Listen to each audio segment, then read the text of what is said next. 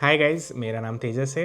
पिछले 5 साल से मैं आयरलैंड में रह रहा हूँ। मैं आया था मास्टर्स करने के लिए और currently I am a working professional. ये वीडियो में मैं डिस्कस करूँगा अबाउट गुड बैड एंड अगली साइड ऑफ आयरलैंड। जो भी मैं ये वीडियो में डिस्कस करूँगा वो मेरे पर्सनल ओपिनियन है based on my personal experience. Okay, तो हम चालू करते हैं अभी गुड पार्ट से। तो गुड पार्ट में अगर देखा जाए तो यहाँ पे आना, coming to Ireland is a bit easier in process stand point than if you compare it to US और कनाडा। क्योंकि वहाँ पे अगर जाओगे तो जीआरई, टॉफेल जैसे एग्ज़ाम्स देने पड़ते हैं। इफ़ लाइक कोई सब्जेक्ट्स में, कोई कोर्सेज में आपको जीमैट भी देना पड़ सकता है। बट आयरलैंड में सिर्फ जनरली इंग्लिश के एग्ज़ाम्स पूछते हैं, लाइक IELTS या फिर ड्यूओलिंगो भी चल जाता है शायद। बट अगर स्पेसिफिक कोर्सेस रहेगा तो आई वुड एडवाइस कि आप एक बार यूनिवर्सिटी के पेज पे जाके डिस्क्रिप्शन में चेक कर लो क्या क्या है वहाँ पे। बट जनरली इंग्लिश के एग्ज़ाम्स चल जाते हैं। सेकेंडली अगर देखोगे तो यहाँ पे कंपेयर टू यूएस और Canada kind of less expensive है। It is still expensive, but उन दोनों से अगर कंपेयर करो तो वैसे लेस है। उसके बहुत सारे रीजंस भी है उसके पीछे, और मेन रीज़न उसका ये भी है कि यहाँ पे ड्यूरेशन भी बहुत कम है। 2 साल का नहीं है मास्टर्स। यहाँ पे जनरली 13 to 15 मंथ्स में हो जाता है, 3 सेमिस्टर्स में। और एक काइंड ऑफ गुड साइड है आयरलैंड का वैसे देखा जाए तो वेदर वाइज, क्योंकि मैं तो आता हूँ मुंबई से, तो वहाँ पे वैसे ह्यूमिड और लाइक 25-26 तो नॉर्मल रहता है। समर में भी बहुत हाई 30s में रहता है। तो यहाँ पे वैसे अभी मुझे तो अभी ऑनेस्टली बहुत अच्छा और प्लेजेंट लगता है, क्योंकि नॉर्मल वेदर ही अंडर 10 डिग्रीज रहता है। और एक बड़ा एडवांटेज है यहाँ पे आने का कि ये यूरोप में सिंगल कंट्री है जो इंग्लिश स्पीकिंग कंट्री है। इवन दो यहाँ पे आयरिश अलग लैंग्वेज है, बट प्रिडोमिनेंटली यहाँ पे इंग्लिश ही बात की जाती है। तो आपको ओवरऑल एडवांटेज है, क्योंकि जॉब में ऐसा कोई नहीं है कि आपको स्पेसिफिक इंग्लिश लगेगा, या फिर कोर्स में भी आपको ऐसे कोई अलग लैंग्वेज नहीं सीखना है, या फिर इसके लिए फिर आपको इंग्लिश लैंग्वेज आ रही है तो वो चल जाता है। और क्योंकि यहाँ पे बहुत इंडिया से लोग आ रहे हैं, तो 5-6 साल पहले जब भी मैं आया था यहाँ पे तो ऑप्शंस बहुत कम थे इंडियन फूड खाने के लिए। जो भी थे बहुत एक्सपेंसिव थे। बट अभी करेंटली बहुत इकोनॉमिकल ऑप्शंस बहुत बढ़ गए हैं, रेस्टोरेंट वाइज भी बहुत बढ़ गए हैं, फूड ट्रक्स भी अभी खुले हैं बहुत। और आपको जो भी आप इंडियन खाना बनाने के लिए आपको जो भी मतलब स्पेसिफिक ग्रोसरीज लगते हैं, तो वो उनके लिए अभी ग्रोसरी स्टोर्स भी बहुत सारे खुल गए हैं। तो वो भी एक गुड पार्ट में अभी आप कंसिडर कर सकते हो। तो अब हम आते हैं about the bad parts of Ireland.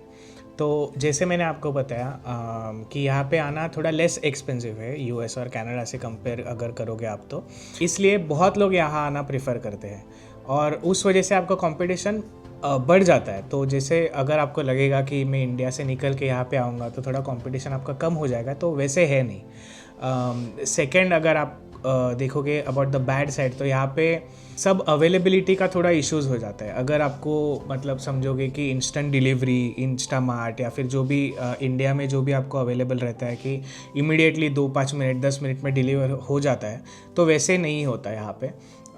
वैसे तो रैदर कुछ है ही नहीं। जो भी है तो आपको इधर जाके लेना है, या फिर वो आपको ही आपका मैनेज करना है इन टर्म्स ऑफ एवरीथिंग। जो भी घर का काम रहेगा तो वो सब भी आपको खुद का ही मैनेज करना है। थर्ड पार्ट देखोगे अगर आप, कि ट्रांसपोर्टेशन का थोड़ा इशू है। अगर आप डबलिन के सिटी सेंटर के अराउंड अगर रह रहे हो तो आपको इतना इशू नहीं आएगा, क्योंकि वहाँ पे बहुत सारे ऑप्शंस है। बस है, ट्रैम या फिर लुअस जैसे यहाँ पे बोलते हैं, या फिर रेल सर्विस, वो सब सिटी सेंटर के अराउंड है। और जो जहाँ जहाँ पे वो सर्विसेज जाती है उनके अराउंड आपको थोड़ा इजी पड़ेगा ट्रांसपोर्टेशन। बट अगर आप बाहर रह रहे हो, थोड़ा डबलिन से दूर रह रहे अगर आपका घर है, या फिर आप अगर वहाँ पे रहना चाहते हो, तो वहाँ पे आप कार डिपेंडेंट हो जाओगे। फिर इसके लिए फिर आप डिसाइड करना कि आप कहाँ पे रहोगे, कैसे जाओगे। और अगर आप डबलिन के बाहर अगर यूनिवर्सिटी है आपका, जैसे लिमरिक या कॉर्क, तो वहाँ पे तो ट्रैम्स तो है ही नहीं। वहाँ पे सिर्फ बसेस चलती है। और आप एक बार गूगल मैप्स पे जाके आपका अगर जो भी यूनिवर्सिटी है वहाँ पे आप एक बार देख लो कि कैसे ट्रांसपोर्टेशन है, क्या क्या फ्रीक्वेंसी है। और बहुत बहुत बार आपको दिखेगी कि बसेस आ रही है, but it has been lot of times कि वो बसेस कैंसिल हो जाते हैं सीधा। तो एक एक डेढ़ डेढ़ घंटे कभी कभी बसेस नहीं आते। तो वैसे आप देख लो।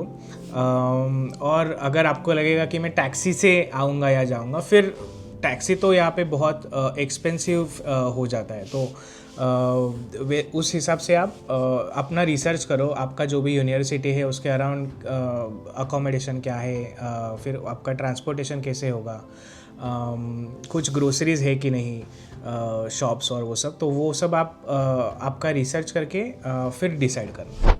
अब हम आते हैं अगली साइड ऑफ आयरलैंड के लिए। तो उसमें सबसे बड़ा टॉपिक है करंटली कि अकोमोडेशन का। यहाँ पे बहुत बड़ा हाउसिंग क्राइसिस चल रहा है, क्योंकि यहाँ पे बहुत लोग आ रहे हैं। इस वजह से डिमांड सप्लाई का बहुत बड़ा गैप है। जितने लोग आ रहे हैं उतना इंफ्रास्ट्रक्चर है नहीं ये कंट्री का सस्टेन करने के लिए उन सारे लोगों को। तो उस वजह से कॉस्ट भी बहुत बढ़ गए हैं टू रेंट एन अपार्टमेंट और टू रेंट अ हाउस। और वहाँ पे बहुत सारे लोग जाते हैं व्यूइंग के लिए, और लाइक एक 10-15 मिनट में 100-150 एप्लीकेशन चले जाते हैं ऑनलाइन एक अपार्टमेंट के लिए। तो ये बहुत बड़ा इशू है यहाँ पे। सेकेंडली, सिर्फ अकोमोडेशन का कॉस्ट नहीं बढ़ा है, ओवरऑल कॉस्ट भी बहुत बढ़ गया है ओवरऑल इन्फ्लेशन की वजह से। तो अगर आपका ग्रोसरीज रहेगा या फिर आपको अगर बाहर खाना है, और जो भी ये सब खर्चे हैं वो बढ़ गए हैं फ्रॉम बेस लाइन। और थर्ड बड़ा इशू है कि हेल्थ केयर का, क्योंकि यहाँ पे स्पेशलाइज्ड जो भी मेडिकल स्टाफ है वो कम है compare to India. Waiting period बहुत ज़्यादा है सब चीज़ों का, और ऊपर से अलग एक्सपेंसिव भी है। तो इसके लिए आपको इंश्योरेंस तो कंपलसरी ही है यहाँ पे। तो इस वीडियो में मैंने गुड, बैड और अगली जो बताया आपको पार्ट्स, तो वो मेरा पर्सनल एक्सपीरियंस रहा है अभी तक का। तो उसमें से आप डिसाइड अगर कर रहे हो कि यहाँ पे आना है आपको फॉर मास्टर्स और फॉर वर्क, तो आप प्रॉपरली अपना रिसर्च करो। जो भी यूनिवर्सिटीज़ है, जो भी लोकेशन है आपका, वो पेजेस पे जाके या फिर वहाँ पे मैप्स में देख के, जो भी आपका एरिया है सराउंडिंग, वो सब देख के आप अपना रिसर्च करो। और then take a holistic approach for all this, and then take a decision. और जो भी आप एक्सपेंस देखोगे आप, तो सब कैलकुलेट करके डिसाइड करना। सिर्फ अगर कोर्स का एक्सपेंस मत कैलकुलेट करो, ये सब पूरा जो भी एक्सपेंस है वो सब कैलकुलेट करके make a good decision. I hope ये वीडियो आपको अच्छा लगा है। जो भी मैंने टॉपिक कवर किया है, अगर उसमें आपको कुछ ऐड करना है तो मुझे बता दीजिए। I will try my best to make a separate video on it. Thank you.